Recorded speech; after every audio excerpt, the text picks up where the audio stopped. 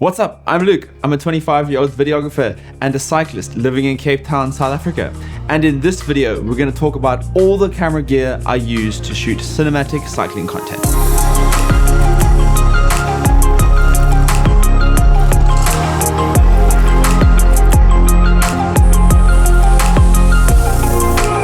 I would like to mention three things before we start this video. First things first, this gear is not only my YouTube's gear, it is also my client work gear. As I mentioned before, I'm a videographer, so I can justify a lot of this gear because I use it for client work. And it's actually been there before I really started shooting cycling content. And that brings me on to number two. None of this gear is sponsored. Everything I bought here with my own money. And number three is that most of this gear you do not need. This is what I use. Sometimes the best thing to do is to use the camera you've got on you, and most of the time that's our phone. Let's get into the video. First things first is the A7S III. This is my main moneymaker. Along with the YouTube videos and with all my client work, this is the bad boy I use to shoot with. It's absolutely incredible. I've had it for 5 years now. It has the same sensor as the FX3, so it is in such a tiny body. It's absolutely incredible. It does absolutely everything I need. I do have a small rig cage on top, which does allow me to mount everything I need to, from tripod plates to monitors to side handles and everything in between. And as goes for the A7S III, you need lenses. I use two main lenses with one fun little new addition. The first one being a Tamron 17-28 to f2.8. This is a perfect vlogging lens for me. It's super light and super small, as you can see. It does everything I need to do in terms of wides. I do find this to be basically the perfect focal length to shoot vlogging stuff. 80% of all of my YouTube content has been shot on this. And when I just want something a little more punchy, I go for my 24-70. That is the one I'm shooting on currently. It is probably what I would consider the holy grail of lenses, in a sense of that you can basically do anything on that lens. I bought that lens when I bought this camera. I bought this camera in 2021 with basically all my money I had saved up. Basically used that for 3 years without having a real problem, because the 24 is just wide enough to be able to get kind of everything you need in a wide aspect, and that 70mm just gives you that punched in look. It's still the lens I probably use the most in client work because the wide is a bit wide. It's more of like a lifestyle lens, but the 24-70 is the one I would recommend. And a new addition, which has been really fun to use, and you've seen it in a little bit of the content here and there. And this is not even my own. This is a friend of mine, Rafe's. This is his 7.5mm f2 fisheye lens.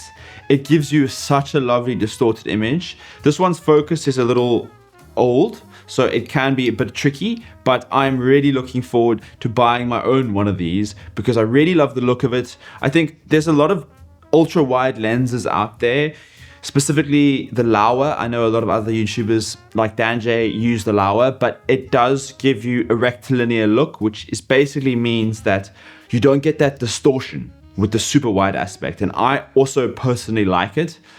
I do understand that I can't really use this for anything else. Basically, it's a very stylized look. A lot of clients won't really want this, so this will purely be a YouTube lens. Oh, and one thing, it is manual focus, so it can be a bit tricky, and it's a bit of a slower lens to work with, whereas opposed to this one is autofocus, and I can just tap on my screen, I can tap on my face, and I never have to worry about the focus. This requires quite a lot more of intention. And now, in terms of what I use on the bike, obviously I'm not bringing a massive camera with me. So when I'm on the bike, I use the DJI Action 6.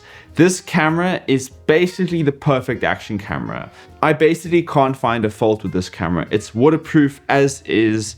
It clips in with the mouth guard that I use absolutely perfectly. The NDs slot on there, and it's super small. You can just like put it in your pocket and not worry about it.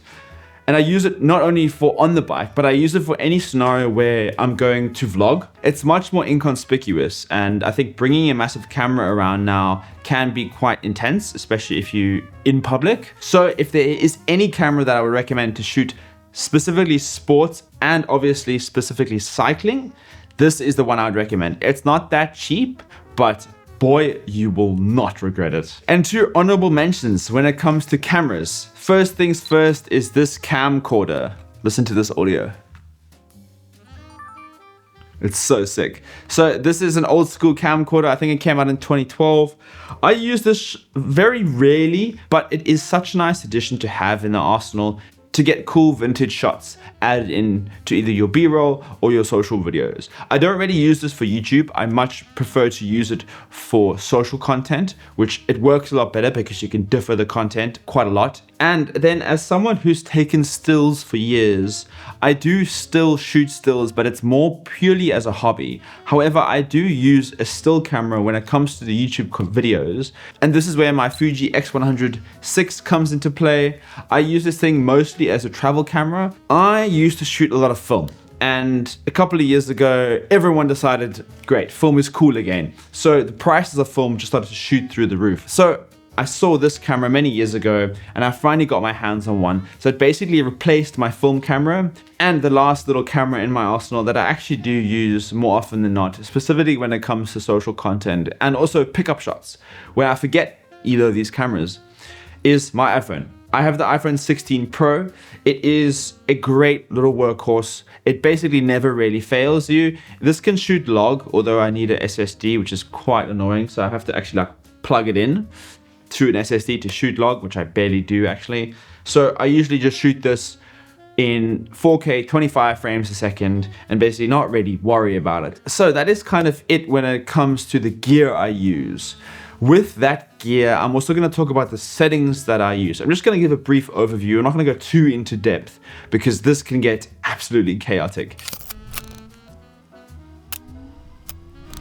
But for me, I primarily shoot in 25 frames a second. It's just what I prefer. It is much more easier for me to cope with it. It works on my computer super well, and I shoot 25 frames a second pretty much primarily for YouTube. And then when you are shooting 25 frames a second, specifically on the action camera, there is a couple things you need to watch out for, and that is motion jitters or just jitters in general. Because this camera is super small, it obviously moves about quite a lot, especially if you're on the bike. So if you are shooting in 25 frames a second, try up your shutter speed to around 100 to 1/200th of a second, because the shutter speed will kind of counteract those jitters. I knew this before I started shooting with it, so I've never actually shot with it in the equivalent frame rate with the shutter speed. So I only shoot with it in 25 frames a second with 1 to 100 shutter speed or 1 to 200 shutter speed, depending on how much movement is involved. And the last thing I'll mention on settings is that I try to shoot in log wherever I can. For me, I shoot primarily in S-Log3. I'm just used to it. I know a lot of people don't really like to shoot in log because it kind of adds a process into it, but I am so ingrained in it. I know it super well and I'm just used to it. So I shoot in S-Log3, and in terms of the action camera, I shoot in DJI D-Log, which is kind of like a 50-50 log. It's not really true log. It's almost true log, but it kind of gives you the ability to just get that little bit of extra pop from the videos. All of this has to be edited, right? And as you see behind me, here's my lovely laptop. I will edit this on my MacBook Pro. It's an M2 Max with 32 or 36 gigs of RAM. I can't remember. I bought it such a long time ago. It absolutely works flawlessly for me. It handles everything I needed to handle. It's a much older model, so it's not brand new by any stretch. I think we're on the M5 right now, and this is the M2. And then in terms of what I edit on DaVinci Resolve. I switched to DaVinci many years ago, and it's by far been the best decision I've made in terms of editing software. It is a free software, so you can also use it without paying. I bought the studio version a couple of years ago, and I have never looked back. But that is everything when it comes to gear. As I said at the beginning of this video, in theory, you don't need any of this gear. Gear does matter to an extent because higher quality gear inevitably will lead to higher quality video, but it's not always about the quality, and most of the time it's about the story and the person in the videos. So don't be shy, start with whatever you've got. It's basically how we all started. And on that note, I'll see you in the next video.